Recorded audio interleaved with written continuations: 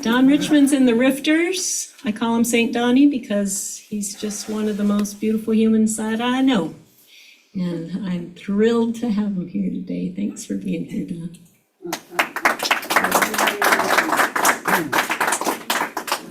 Thank you, St. Johnny. Back at you. Well, I'm honored to be asked to, share a few thoughts and spend a little time with you all. I'm much more comfortable when I am hiding behind a guitar or any one of other instruments and singing rather than speaking. But it's fun to share some thoughts along the journey too sometimes. And what came up when Jenny invited me to come and be part of the gathering here was something that had been running through my head for a while. I would imagine that everyone in the room here is at least, you might say, spiritually oriented or open to that aspect and dimension of ourselves. Some of you may be lifelong, pilgrims on the path, or have had a spiritual journey, and I'm certainly in that camp. I remember sort of waking up as a teenager and suddenly realizing, what's going on here? It's like, I'm alive in this world, and this isn't just some movie or something like that. It's like, what's happening? What's going on? And so,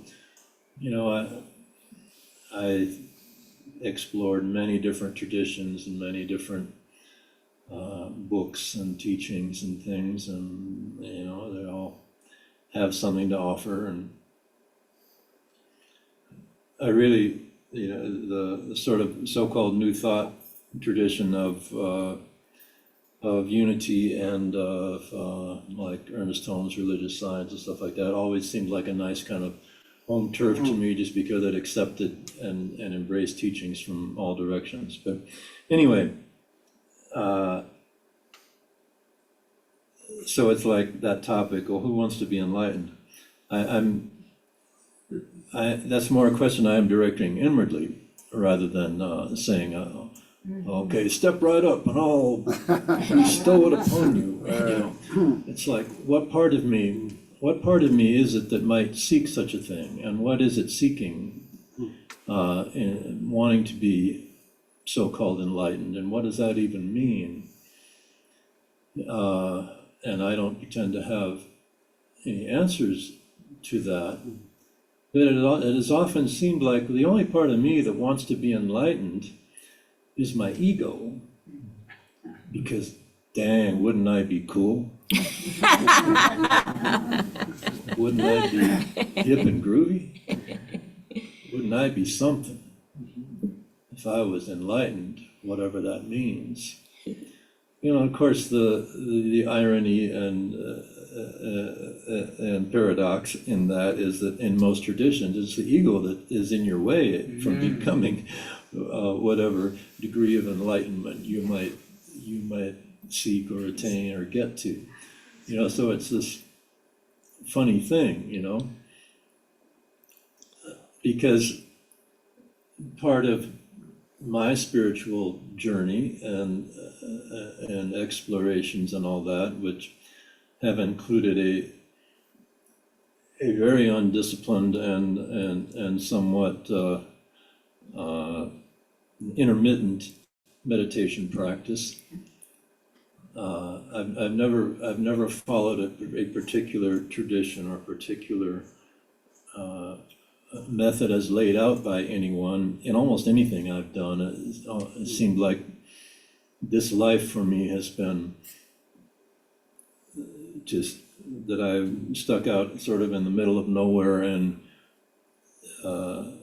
my task was to figure it out for myself, whether that's learning how to play a particular instrument or do something or whatever it might be. And certainly my meditation practice is much the same. But it does kind of tend to center around what is often called witness meditation, where you sit there for a while and you watch all the parade of stuff go by in your head and slowly settle down to being aware of that which is watching, and if you kind of settle into that for a while and kind of just be there, there is this place of what I think of as just pure awareness. It's just awareness. It's just being. And it's ecstatic, really. I know when I get there because I want to laugh and cry at the same time. And it's like, well, that's always there. And it's always there whether you're paying attention to it or not. It's in every single person. It's in every single everything. And you realize that, wow, that really is, whatever got all this started, that's it, or it's there. And that's, it's wonderful that we have access to that. But it's like, to me, it's not a big deal in a way, because it is always there. It's always part of us. It's you don't need to make any kind of giant proclamations that you're setting out on this great journey to get there, or or dress funny, or whatever. I mean, you can, but it's that. It's a gift, really. It's part of our being. And I often wonder, well, what would it be like if I spent all my time there, if I hung out there all the time? And it's like, I don't know. I'm probably too lazy to attempt that, but it's like, well, I might be pretty weird, I might, I don't know if I want to be there all the time, It's like, it's kind of fun being me. I mean, I get to do a lot of fun things, and so it's like, I don't see it as this giant destination or this giant thing that I've got to work really hard to get to, I guess. I guess my point is I'd like to sort of defuse all that, that it's like, no, it's just as natural a part of our being as, our hand or whatever. That point, that place of pure awareness. And when we do get acquainted with it a little more, this thing starts to happen where whatever this sort of conglomeration that we call ourselves, that we call our identity, the sort of point of focus or center of gravity or something like that, it does start to sort of shift a little. It does shift toward that place of pure awareness. So, and you can thus sort of identify when you are just totally in that ego mode of whatever,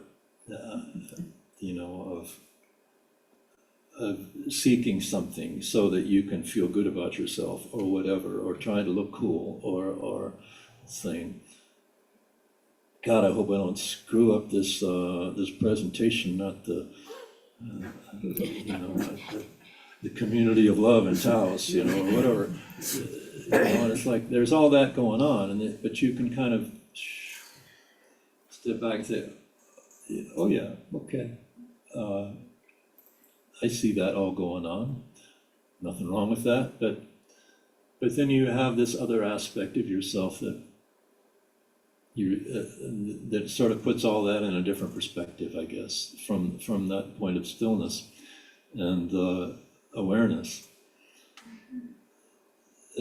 So,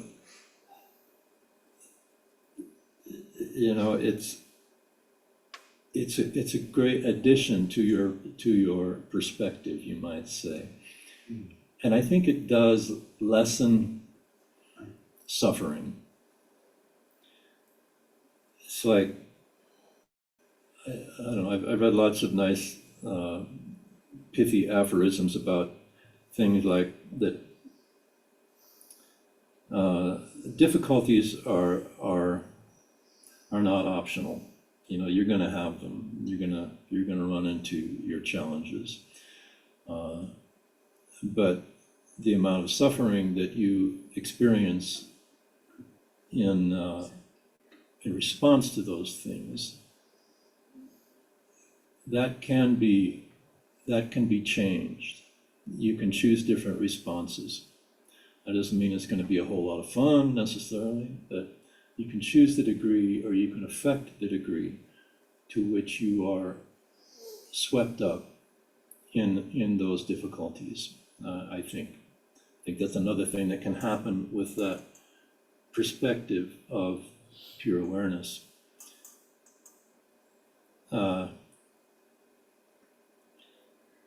So it's just kind of an interesting journey, life.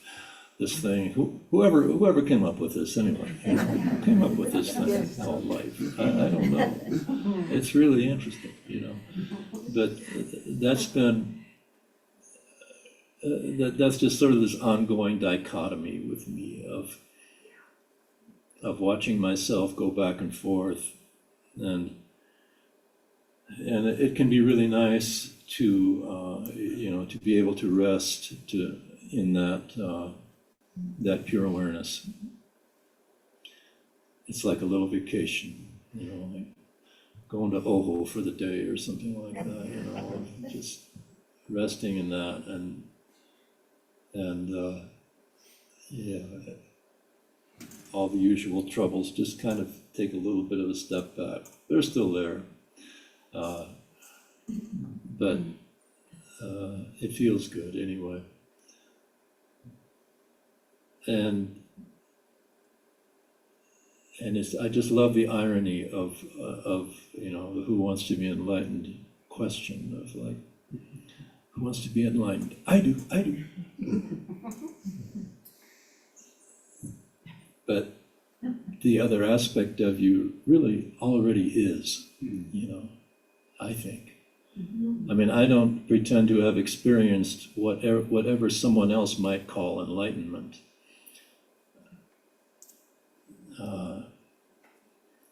But I'm pretty sure that it partakes of that pure awareness. And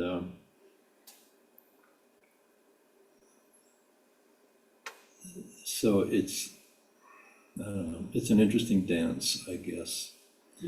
And the thing that, I guess the point of what I would try to get across here is that it's there. It's always there. It's always part of you. You don't need to do anything.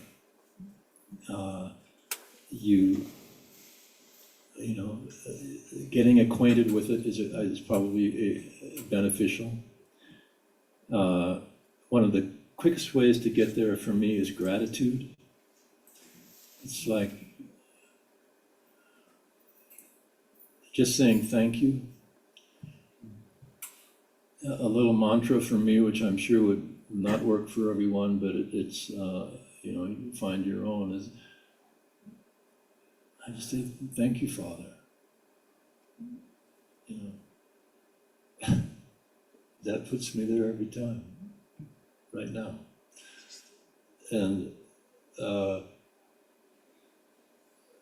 like substitute whatever word you prefer for instead of father, you know, if that one doesn't work. And I don't feel like we have to vanquish or destroy or escape from our ego. I think, you know, maybe I just may be too unenlightened to know, but I think that's part of it. It's what we use to get to do this life thing that we do in this world, you know. I think we need, and hey, I don't mind playing down Richmond, you know, it's not that bad. And I'm grateful to have had this vehicle of this body and this mind and everything else to play with life. So, you know, I'm going to keep on keeping on, and I don't know. Lots of other traditions say that if there is some final ascendance, some final graduation into some more exalted state, that it is the one, it is God, it is whatever you want to call that.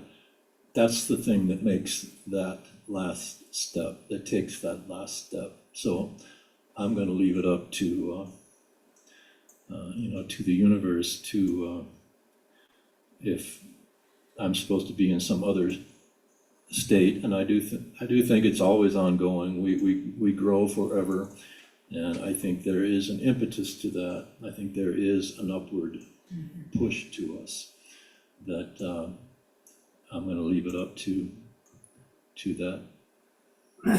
that love. Here we are in the community of love. I'm going to leave it up to love. That could be a song. We should write a song. I'll send you the royalty check. No. Anyway, I'm going to end with a little song that I wrote a long time ago, and I've never recorded it, or at least not released it. I keep thinking I will, but it's never quite found its way onto a recording. But anyway, it's called "Accepted as a Gift," and that's kind of, to me, that's, I guess, the gist of what I wanted to convey. It's like, it's all a gift, really. But that peace, that love and peace, it is a gift that is already given. You know, I think we can just learn to say thanks.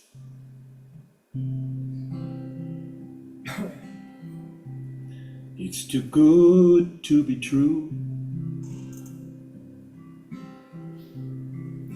I've said a dozen times. There's just gotta be a catch. I've never won a dime. But why should I turn and flee? Now that I hold my prize, you have come to me free. Now I've come to realize I should accept it as a gift. I should take it as my due. Although I know not how, I deserve the likes of you. Sometimes we all receive more than what we think we've earned. Just accept it as a gift. This much I've learned. You know I've looked near and far, I've looked for one who knows where to find my joy and peace, where it runs to when it goes. And now I find more and more it is beside me all the while. It's just waiting at our doors, waiting with a smile. So accept it as a gift, take it as your due. There is no need to reach for what belongs to you, and do not fear to hold that for which you've yearned. Just accept it as a gift. What is yours has returned.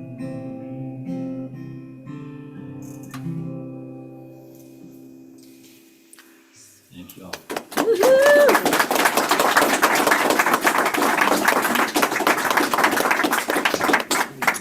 We have one more song we're going to do together by our good friend Hugh Prestwood, who I never got to meet, but Don did. And we've both recorded some of his songs. Great songwriter, and it's amazing how connected you feel. I mean, I really feel like I know this guy, like he's like my brother, and I've never even met him, but I've played his songs, so it goes in you. Songs go in and just dance with every single cell of your being.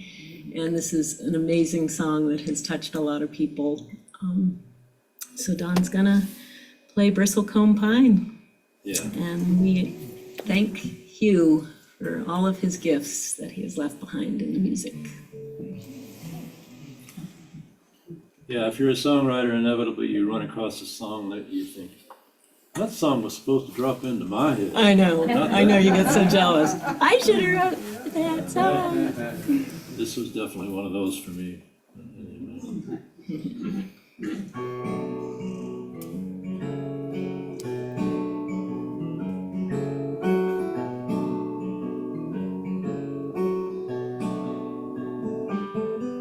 Way up in the mountains, the high timberline, there's a twisted old tree called a bristlecombe pine. The wind there is bitter, it cuts like a knife,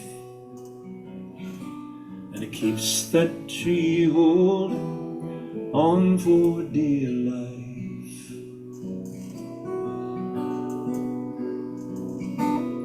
Hold on, it does, standing its ground, standing while empires rise and fall down. When Jesus was gathering lambs to his fold, the tree was already 1,000 years old.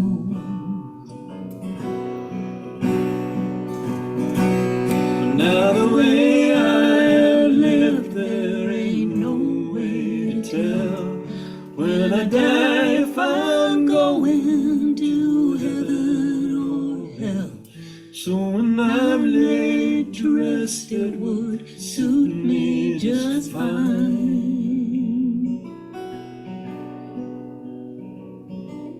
to sleep at the feet of a bristlecombe pine.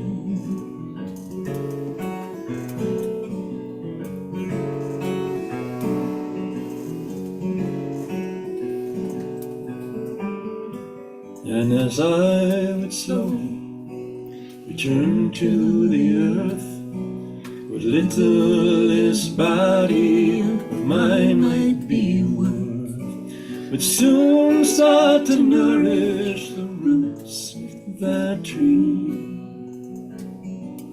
and it won't partake of the essence of me.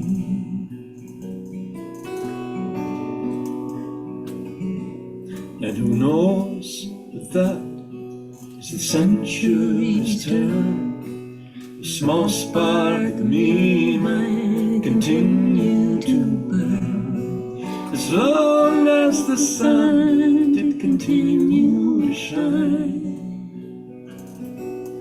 down on the limbs of the bristlecone vine. Well, now the way I've lived, there ain't no way to tell. When I die, if I'm going to heaven or hell.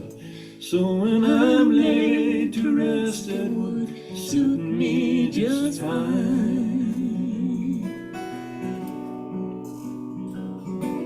to sleep at the feet of the bristlecone vine.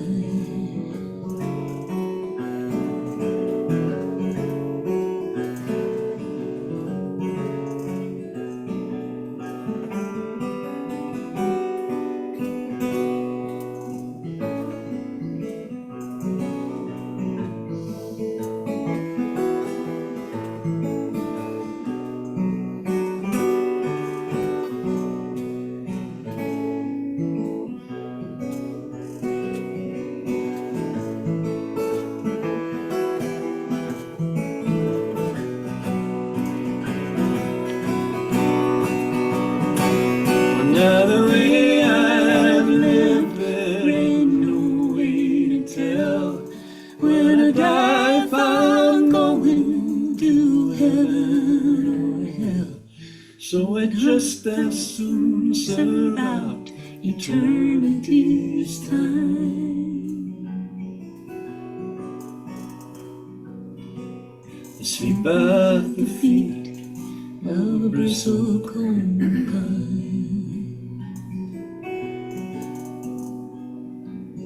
Asleep at the feet of a bristlecone vine.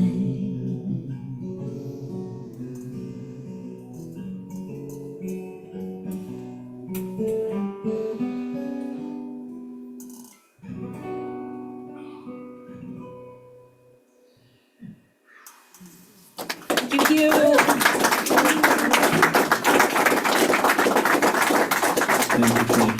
Thank you, Jenny. Thank you, John. Thank you, Hugh. Thank you for that song. What a great song.